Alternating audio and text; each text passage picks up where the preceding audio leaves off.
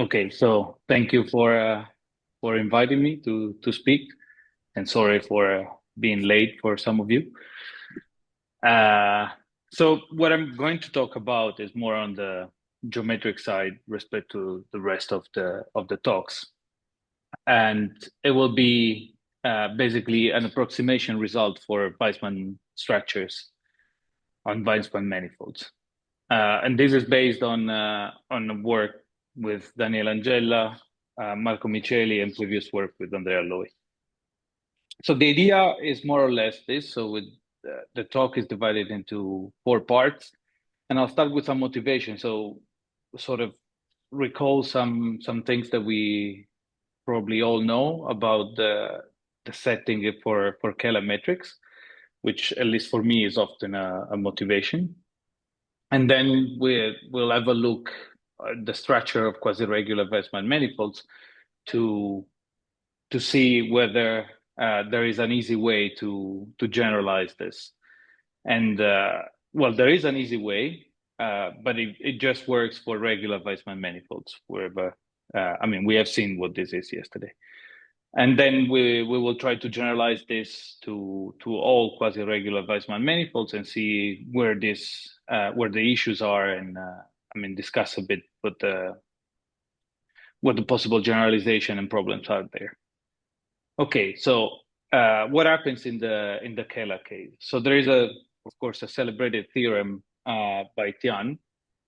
Let's start by a compact complex manifold, and let's take it a so-called polarization on the manifold. So we take a holomorphic line bundle, and we take a metric there, which is a positive line bundle, and we consider the curvature of its Hermitian metric to be a Kähler form. So in particular, this Kähler form is integral. So you can also start from the other way around and just take a Kähler manifold whose Kähler form is integral, and then this will be associated to a line bundle. So just for convenience, this is not really needed to get an embedding. You can define on the tensor powers of your line bundle.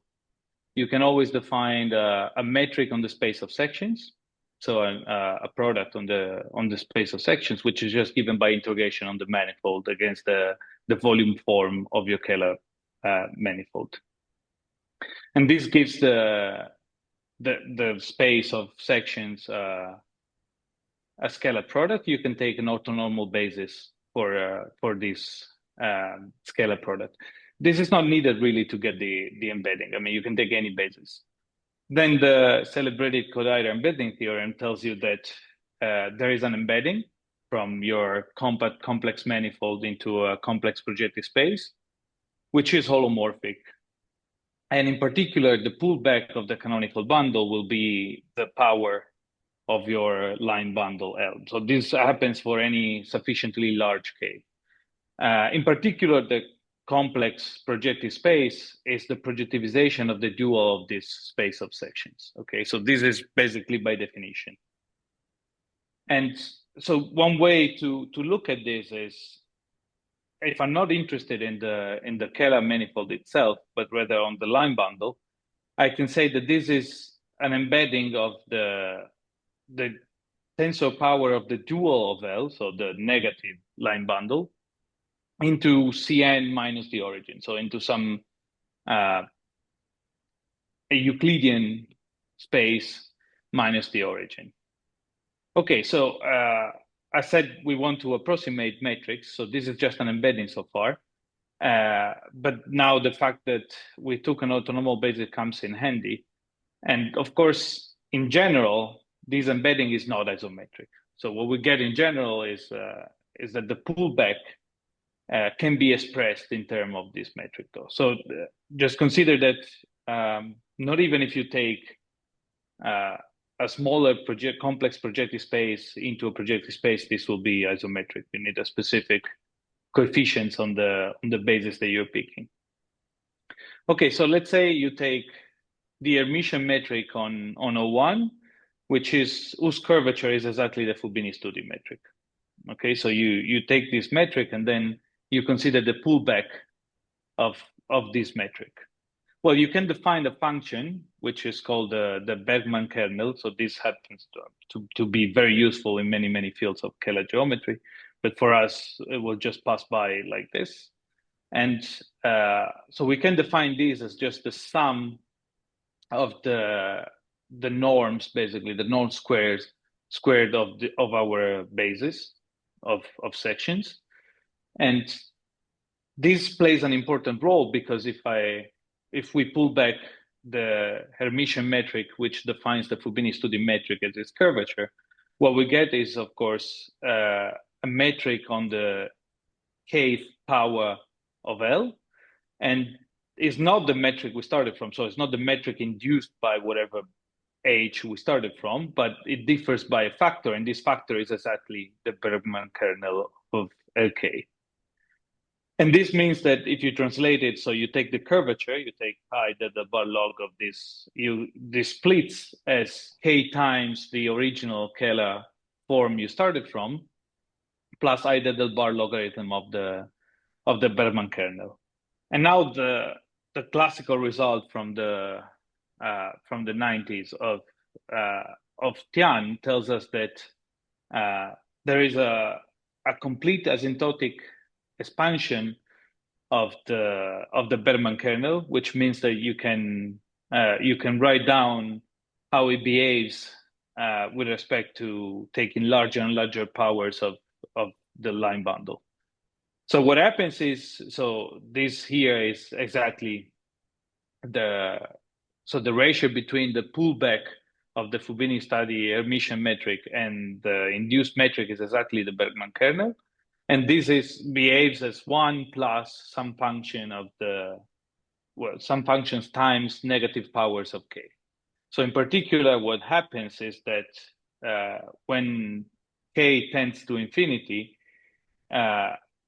if you rescale the pullback of the metric, so the induced metric on your manifold, seen as a submanifold of the projective space, you rescale it by k, you obtain exactly a convergence, a smooth convergence to the original metric you started from. So what this is saying is, well, the Kodaira embedding is not isometric in general, but if you take larger and larger powers and you rescale, well, of course, the Kähler class will change, but you rescale it to be in the same Kähler class, and then you will get a smooth convergence to your original metric. So we will not be interested in exactly this asymptotic expansion because it's a field of its own, and the coefficients, for instance, of these expansions are very important, and they're all polynomials of the curvatures and their covariant derivatives.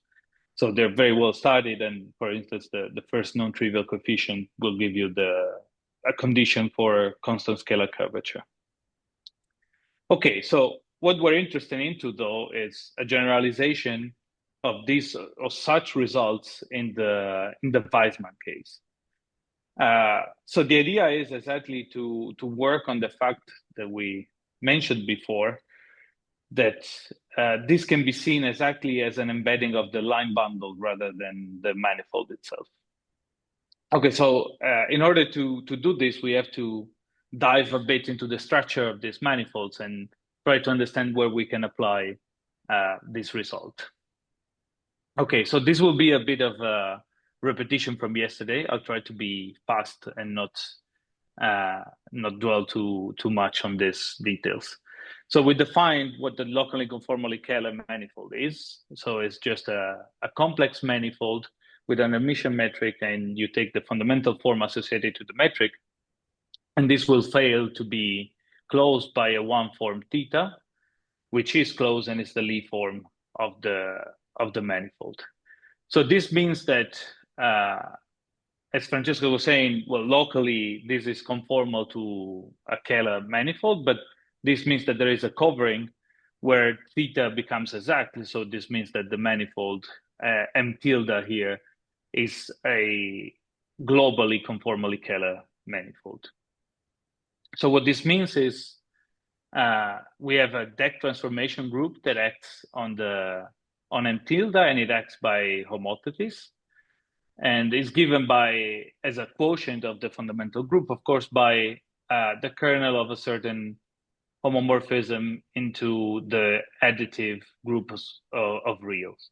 So this means basically that the deck transformation group is a free abelian group of a certain rank, and this rank is called the LCK rank of M. So this we have seen yesterday. So in particular, you can interpret this as the smallest dimension of a rational subspace of the first RAM cohomology that contains the Lie class, so the class of the Lie form. Of course, then we saw that the manifold is Vaisman if the Lie form is parallel with respect to the Levi-Civita connection. Okay, so this LCK rank will be crucial in a while. Okay, so we also have seen that you can define a canonical foliation, which is given exactly by taking the dual of the Lie form, so the Lie field, and its conjugate the anti-Lie field, and this spans a foliation which is holomorphic and totally geodesic. And this actually, I mean, we will see soon, it does not depend on the Vaisman structure. Actually, it depends only on the complex structure on the manifold.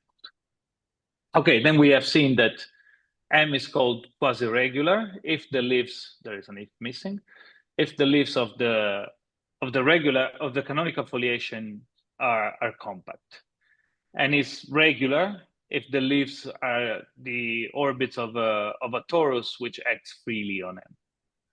Okay, so in the other case, it only acts locally freely. So in these cases, we can take the quotient. So this is a foliation with compact leaves, which is holomorphic and totally geodesic. So we can take the quotient, and the quotient would be an orbifold if the foliation is quasi-regular, if the manifold is quasi-regular, and will be a manifold if the action is free, so if the foliation is regular. Okay, so this will be pretty important. For instance, because we can look at the distribution which is tangent to the foliation, so the one spanned by the Lie field and the anti-Lie field. And we can see that this is the kernel of a certain two form, which is given as DC of the Lie form. And this is a positive and closed 1-1 form. So in particular, it is transverse to this distribution, and on the complement, on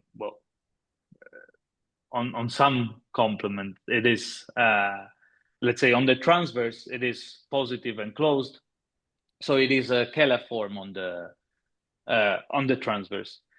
So this means that our foliation is a transverse Kähler foliation. Okay. And in particular, this means that the form omega 0 that we consider is a basic form. So it's the pullback of some Kähler form on the space of leaves. So the space of leaves, I mean, if it is an orbifold, what we mean is that it is a Kähler form in the orbifold sense, right? So it's only defined locally, and it respects the isotropy groups. Okay, so what are examples of these manifolds we see yesterday? So the classical example is a so-called classical Hopf manifold. So you take Cn minus the origin, and you take the quotient by Z, where Z is a group generated by multiplying by a complex number of norm larger than 1 or smaller than 1. It doesn't matter. So you can describe explicitly the LCK form, so the Kähler form on this manifold, and this is described as is written there, just by the potential of the Kähler form on Cn. So basically, you can look at it as the potential of the Kähler form divided. So you take the Kähler form and divide by its potential. And the Lie form you can also express in terms of the potential of the Kähler form globally as minus d of the logarithm of the potential. Okay, so this is pretty simple. So you can generalize it, as we said yesterday, to semi-simple Hopf manifold. So this will be a quotient by basically multiplication. So you take a linear automorphism, which is diagonalizable. So what this means is basically that instead of taking just one lambda in C, you take basically up to as many as the coordinates that you're considering, so big N, and you let it act on each coordinate. Okay, so this is basically, if you're familiar with it, so if you take the quotient of Cn by an action, which is by C star, as in the first definition, then we get the projective space. And if you take the quotient of Cn minus the origin by the action that we just said without fixing the alpha I, then we get the weighted projective space. So we will come back to this in a second. So why are these manifolds important? Well, they are basically the model space that we're looking for in the Vaisman setting. These are exactly the manifolds. So we saw yesterday this embedding theorem by Livio and Misha that said that if you have an LCK manifold with a proper potential, well, being Vaisman is equivalent to emitting an embedding in such a diagonal Hopf manifold. Okay, so what we can look at is basically, if we forget that we're starting from Cn plus 1, what we regarded as the total space of the tautological bundle over the projective space by some action. Okay, so we just remove the zero section of the tautological bundle, and this becomes Cn plus 1 minus the origin. And then we quotient by a contraction of this line bundle. And it turns out that this view can be generalized. So if these examples are not enough, we can take any Kähler manifold now and a holomorphic line bundle. So just as before, we take an integral Kähler class on our manifold X. And what we do is we take the dual of the line bundle L. So L star will be a negative line bundle.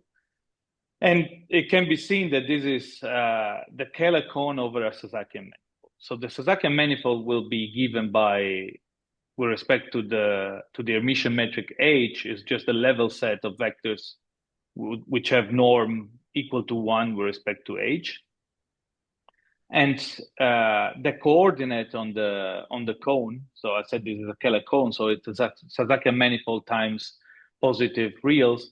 And the coordinate of the positive reals is nothing but the norm of the vector. Okay, so I wrote this down explicitly.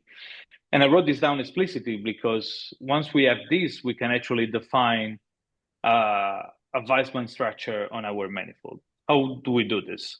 So first of all, notice that you can recover the Sasakian structure on the Kähler cone by just writing a Kähler form on the cone, which is given by VDC of t squared. So t squared will be the norm H. So here I can write t and I can write H is substantially the same thing. Okay. And then you can take an automorphism of the Sasakian manifold. So you take it finite order so that the orbits in the end will be compact. And you take any number smaller than 1. Okay, once you take this, you can consider an action, which is given by taking a point on the Sasakian manifold and a coordinate on the cone, and you act with phi, sorry, this should be the other phi, the automorphism of the Sasakian manifold on X, and you multiply the cone coordinate by Q. Okay, so this gives you a Z action, and actually the quotient of this Z action, of this cone by this Z action, which we call M, as a Vaisman structure. And this is given exactly by dividing the Kähler form by t squared, which is indeed the potential of our Kähler form. Theta can be described as minus d, the logarithm of the potential, and M, the manifold itself, will be just a quotient by this action, so which is determined by phi and Q by this Z action. Okay, so if we want to confront this just a second with the previous examples, we see that this is exactly what we did before, where we start from the complex projective space. Okay, and what we're doing is, at least in the first case, in the classical case, is we take the Fubini study metric. So whose associated line bundle is the canonical bundle. Then you take its dual, the tautological bundle. You remove the zero section. Then you act with lambda. So of course now you want lambda to satisfy some condition so that the leaves are compact. And because it will act also on the Sasakian manifold, which is the standard sphere. And then you will get a standard structure on the sphere of dimension 2n-1 times S1. Okay, and for the second example, this is not enough, right? Because the quotient that we get, so the space of leaves will not be generally smooth. So what you get is you have to adapt this to the orbifold case. So if you're not familiar with orbifold terminology, this is not a big deal. Basically, if you it's just a case, but if you ignore the orbifold words, then everything works just the same. But basically what we're saying is that there is a line bundle. So now you have to take a cyclic Kähler orbifold. Cyclic is needed because the quotient, the singularities that we get in this case will be cyclic singularities. And then you take a holomorphic line bundle. So you take a so-called polarization also in the case of the orbifold. Now you want to take an orbi bundle in the sense that you want the total space to be smooth. And this can be done by just adjusting the isotropy groups, the local isotropy groups of the orbifold. And then everything carries the same way, the same description holds, apart from the fact that you have to be careful when you define certain objects on X, because now there will be the same objects in the sense of orbifolds. Okay, but other than that, this is exactly the same construction. And this is the construction that on the weighted projective space will give you, so on the weighted projective space will give you exactly a semi-simple Hopf manifold as is described here. Okay, where the alpha I will be the weights of the weighted projective space. Okay, now this is a very nice construction, and we want to ask how far is this from full generality? Well, it turns out that, and this is a structural theorem again by Liviu and Misha, that if you have a Vaisman manifold and the LCK rank is 1, meaning that the Kähler covering is a Z covering of your manifold. Well, in that case, this is exactly what happens. So any compact Vaisman manifold in this case, so of LCK rank 1, is biolomorphic to a quotient of a Sasakian cone, so the Kähler cone of a Sasakian manifold, by an action which is generated exactly by a finite order automorphism of S. Well, finite order if the manifold is quasi-regular, and multiplication by some number smaller than 1 on the cone coordinate. Okay, so this is a structure theorem because it tells you that this construction, this correspondence is unique.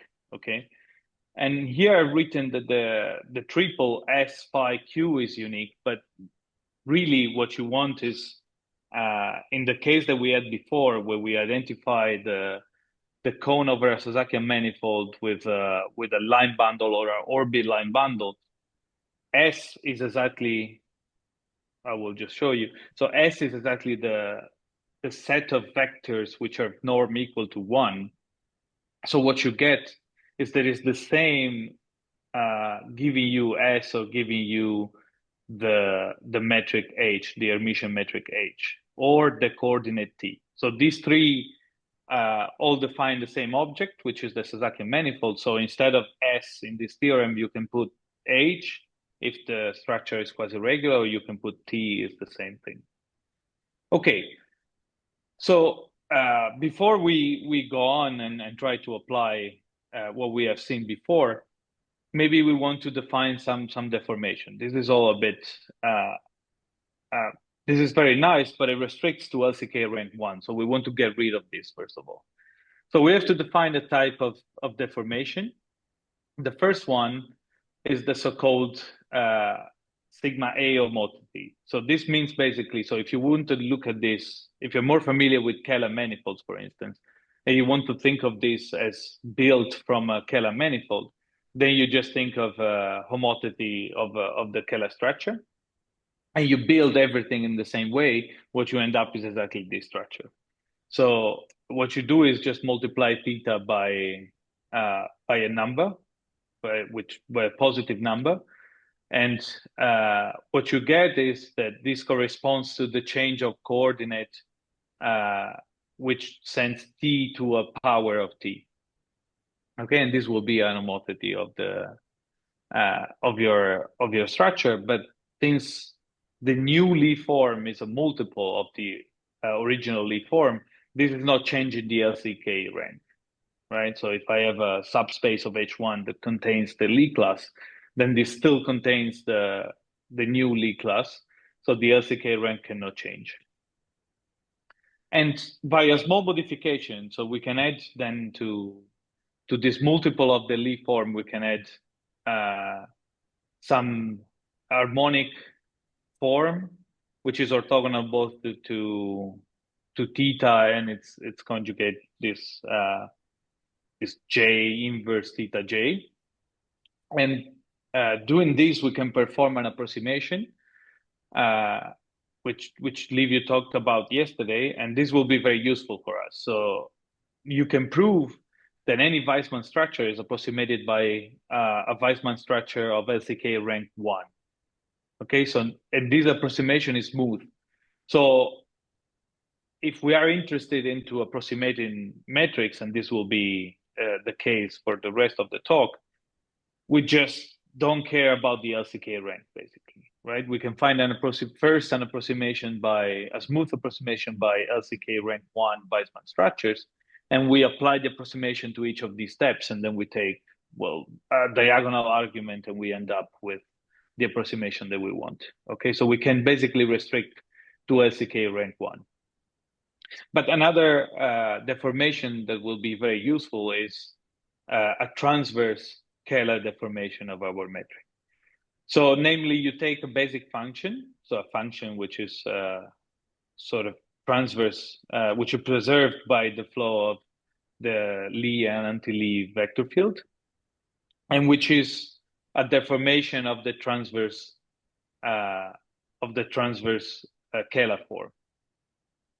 So you can define a change of coordinate in the Kähler cone, or if you wish, in the Kähler covering of your Vaisman manifold. So you send t, the coordinate, the cone coordinate, to e to the ft, and what you get is, and you leave the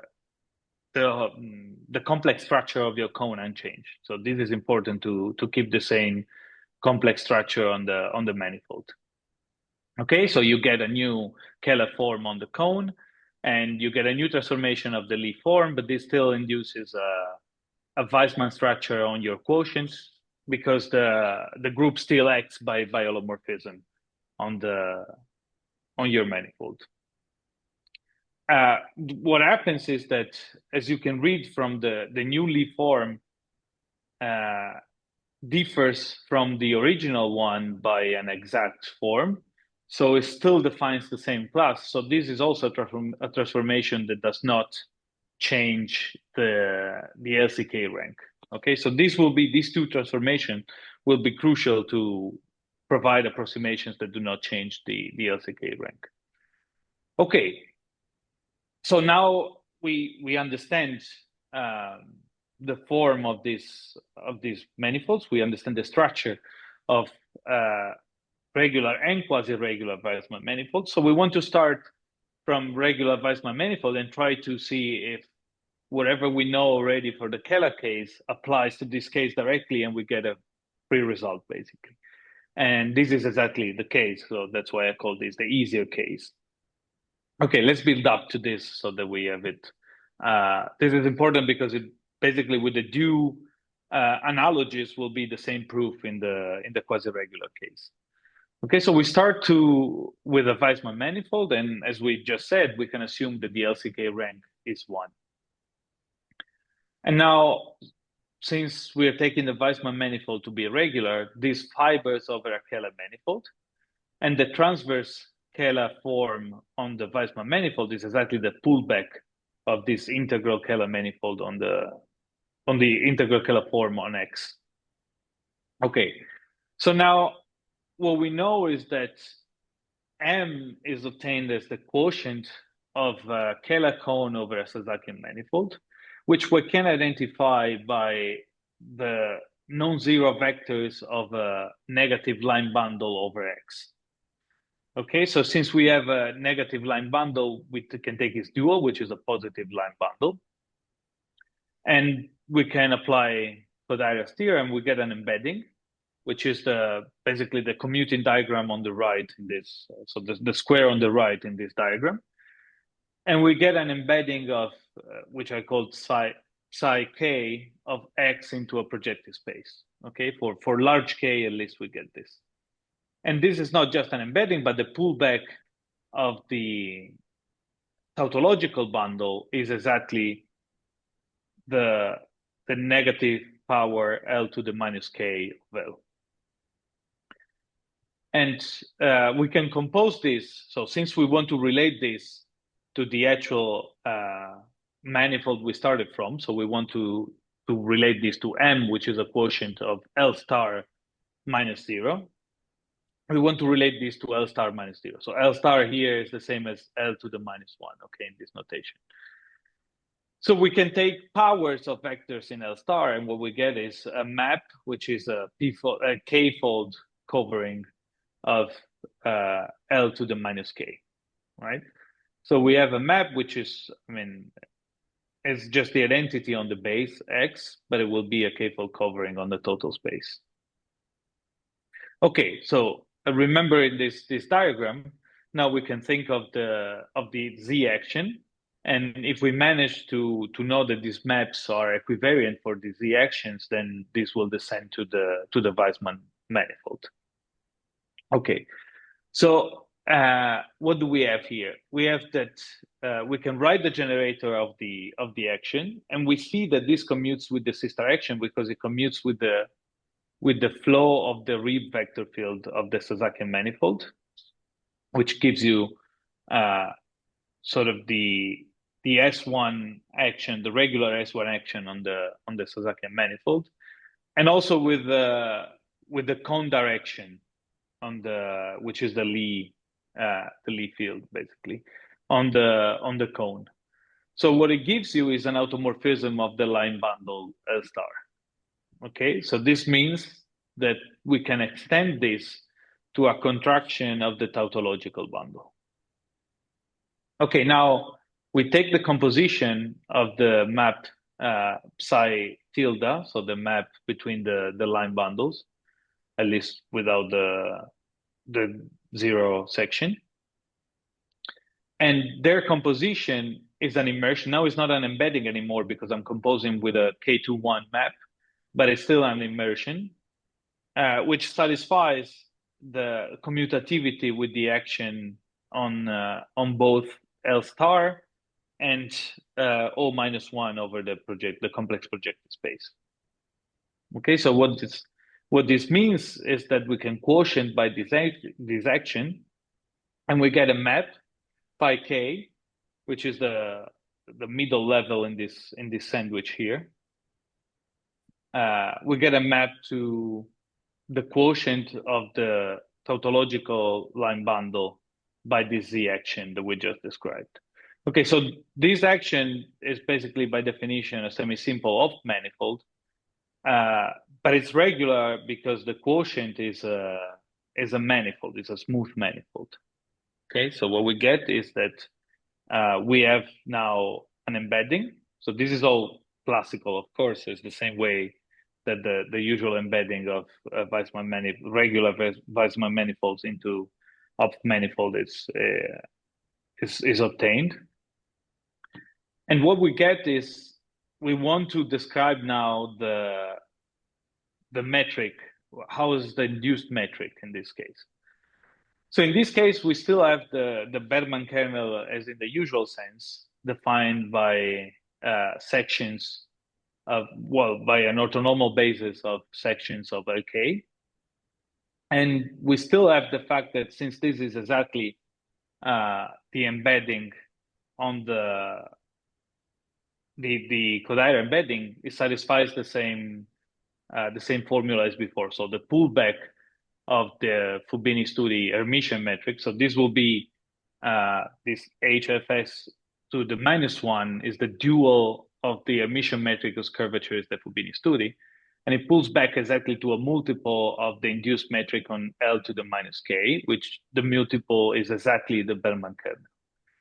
Okay, so when we pull it back to L star, this is not anymore an Hermitian metric, of course, because it does not scale well with respect to multiplication by a complex number. It spits out a kth power of the number. But what it gives you is still a change of coordinates on the cone. So it will replace the coordinate t by the coordinate bk times t to the k. Okay. How can we describe this? So in terms of the Weismann structure, how is the Weismann structure changing? So this, of course, induces a Kähler structure on the cone, so it will induce the Weismann structure. But we want to understand how this actually changes. So this is the composition of two deformation. The first one is a homothetic transformation, right? So we send t to the k. And the second one is a transverse Kähler deformation where we multiply t to the k by the function bk. Okay, so this, of course, is not changing the LCK rank of the structure. So what we get is still an induced structure, which is defined exactly by the Hopf manifold by t tilde, phi, and q. So here I'm using the fact that defining t tilde and defining s is the same thing. And then Tian's theorem now tells us that the coefficient of the first coefficient is 1. So what we get is that this approximation actually converges to t to the k, right? When k goes to infinity. So if we now take 1 over k homotopy of the structure, we get a sequence of structures. Of course, we have to normalize, as we did in the normal case, in the Kähler case. We have to normalize by k, and what we get is a sequence of structure which converge smoothly to the original structure omega theta. Okay, so in the regular case, we didn't have to change much, right? It all builds by just looking at the structure theorem, and then you translate everything that you know in the Kähler case in this setting, and basically you just take care to check that the metric converges to where you want.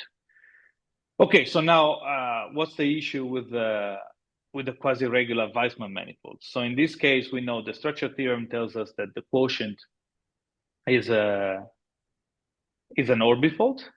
So we will not have the Kodaira embedding theorem. But we have other embeddings. So the first embedding that we can consider is that, as we said before, Weismann manifolds, compact Weismann manifolds, omit embedding in diagonal Hopf manifold. We have said this already, and this result relies on the singular Kodaira embedding theorem, which is Bailey's theorem. which states that Kähler orbifolds are complex subvarieties of the complex projective space. Unfortunately, this is an embedding of subvarieties, so it does not preserve the orbifold structure. In fact, the model space, so you're mapping into an ambient space, which is a smooth projective space, so it cannot preserve the orbifold structure. So what you get is that we cannot use this exact theorem to get an approximation of the metric, even though we get an embedding of the Vaisman manifold. But what we can do is there are other results. So the first that I want to mention is maybe just a remark. I will present two results, and they all come from different settings. So the first one is that of polarized cyclic Kähler orbifolds. So this means basically this is exactly the class of orbifold that we're looking at. So this is a Kähler orbifold which is obtained as the quotient by a locally free S1 etching, and this is exactly what happens in the quasi-regular Vaisman case. And the polarization is chosen so that the total space of L is a smooth manifold. Okay, so this line bundle L, which is an orbifold line bundle over X, it smoothens the singularities of X. Then there is this very nice result by Ross and Thomas that says that every such orbifold is actually an orbifold subspace of a weighted projective space. So now the embedding is an orbifold embedding, okay?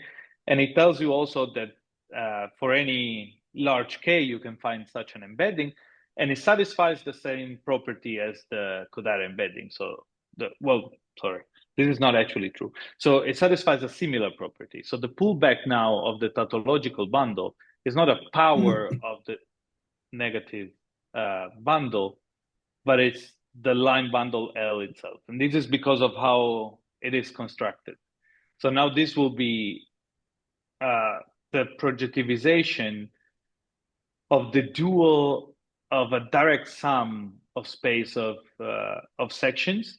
And this space of sections would have weights. And these are the weights that appear in the weighted projective space. So the fact that we take a direct sum over a certain index and we give different weights, it guarantees that the pullback of the tautological bundle is exactly L star and not a multiple of it. Okay, so this is very helpful, and but it's not the only setting in which such embeddings exist. So another case is a theorem, or rather a series of theorems. So this is a series of papers by Herman Xiao Li that provide basically the same result in the setting of CR manifolds. Okay, so you can take a compact, strongly pseudo-convex CR manifold endowed with a transversal CR S1 action, which is locally free, and then you know that this emits a CR embedding in Cn, where Cn is endowed with a simple S1 action. So the simple S1 action is exactly what the type of action that gives you weighted projective space. And I'm sorry. Yes.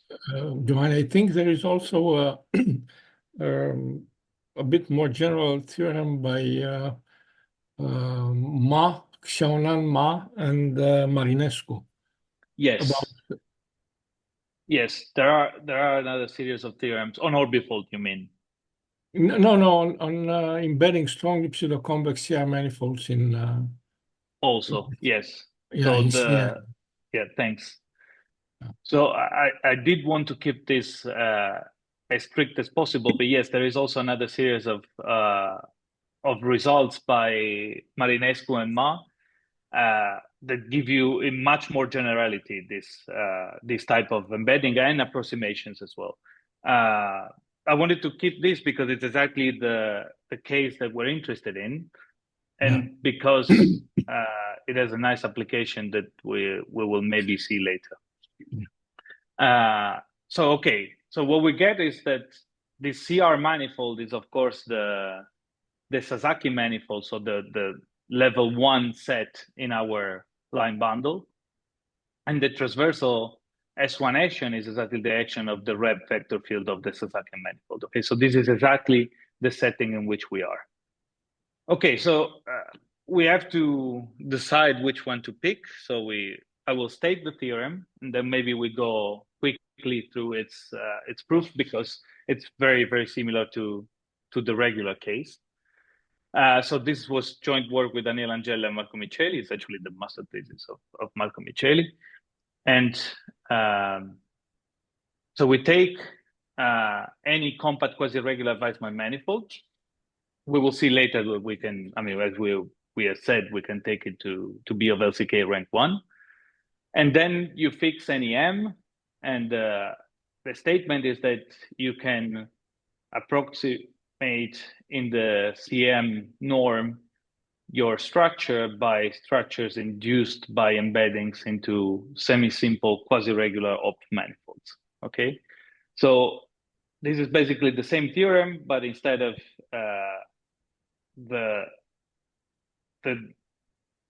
Hopf manifold that we had before, which were regular, now we have quasi-regular manifolds, and now we have embeddings rather than immersions. So if we wanted to keep the regularity, we had to take immersions, of course, because embeddings will not work in general. But now we can take embeddings. Okay, so the key ingredients, so that we can go fast through the proof, are that the embedding of Ross-Thomas actually satisfies the same property with respect to the Hermitian metrics on the line bundles that we have in the smooth case. But now the Bergman kernel is a weighted Bergman kernel that takes into account the weights that I was telling you about in the space of sections. And of course also this Hermitian metric H prime Fs is an orbifold version of the Hermitian metric whose curvature is the Fubini-Stoddy curvature.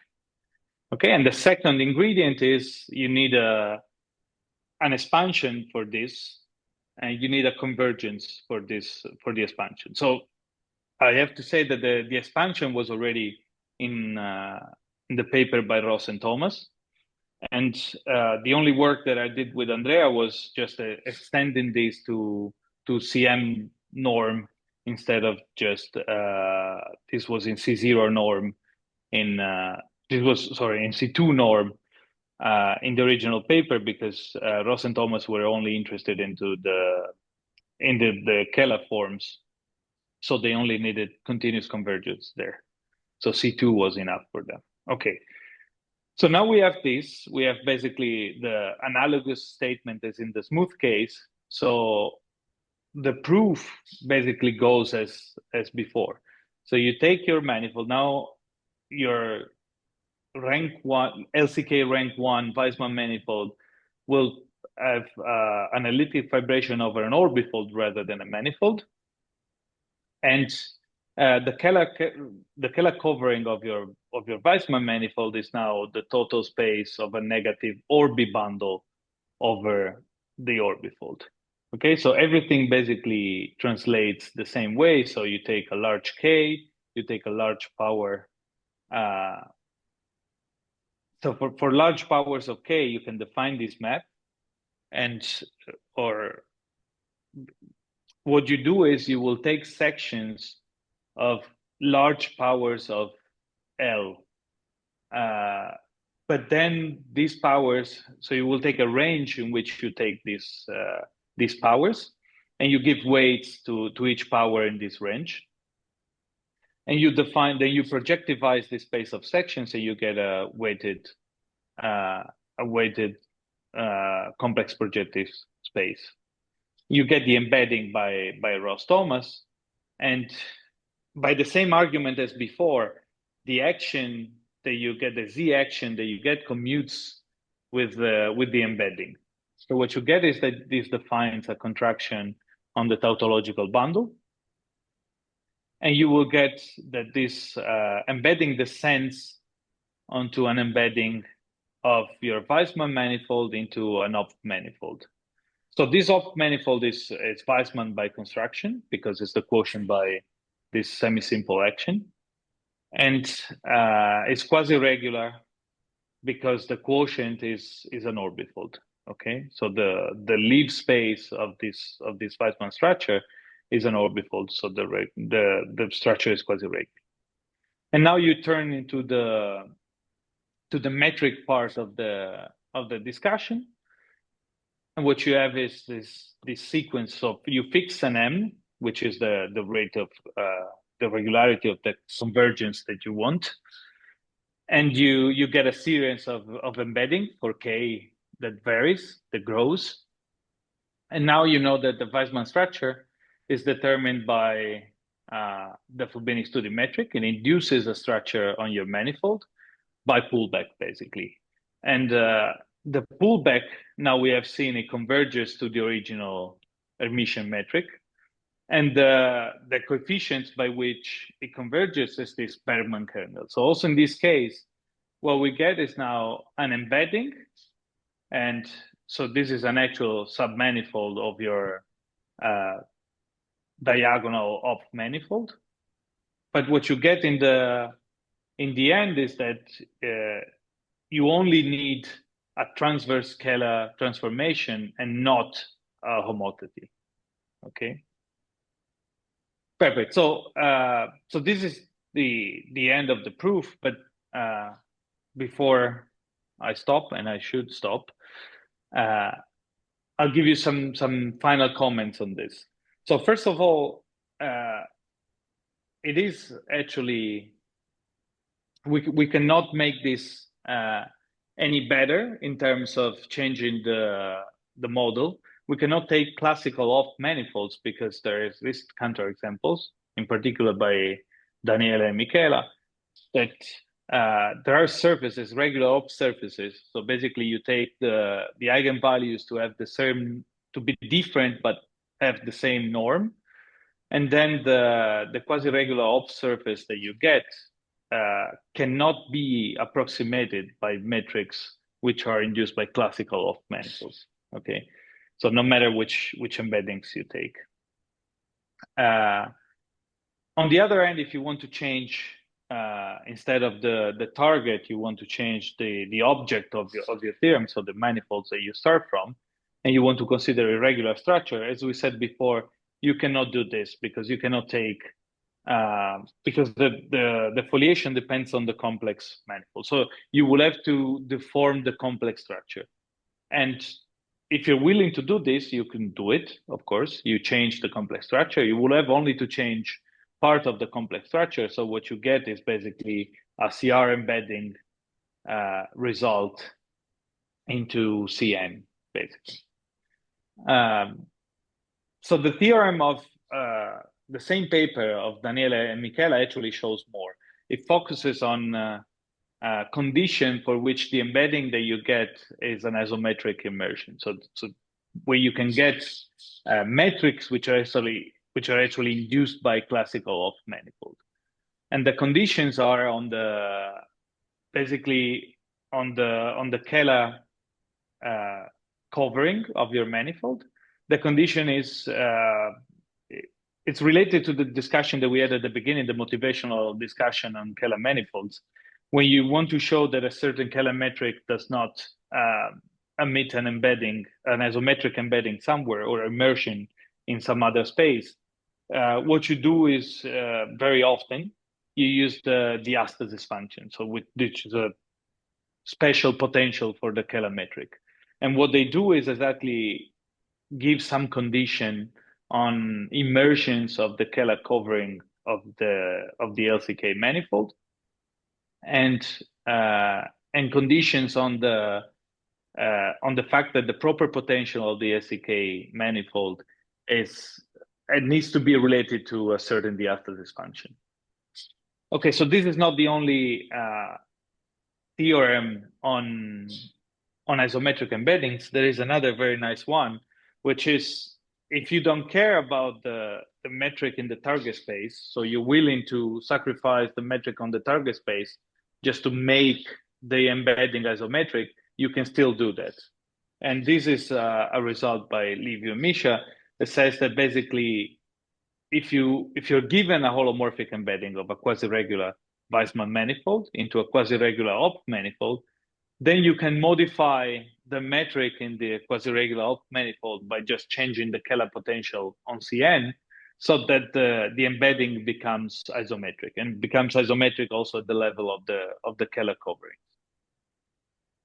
And final remark maybe is that one can use, so if you're bothered by the fact that the embedding we get is just in the CM norm, I haven't done this yet, but I think it will be done soon. One can use the results by Marinescu, Ma, and then the subsequent results by Herman, Xiao, and Li to provide a smooth approximation. And the difference is that you will get, so instead of taking a fixed range as in the result of Ross and Thomas for the powers of the line bundle that you consider, they get an increasing range as k goes to infinity, and they take the weights to mimic a bump function.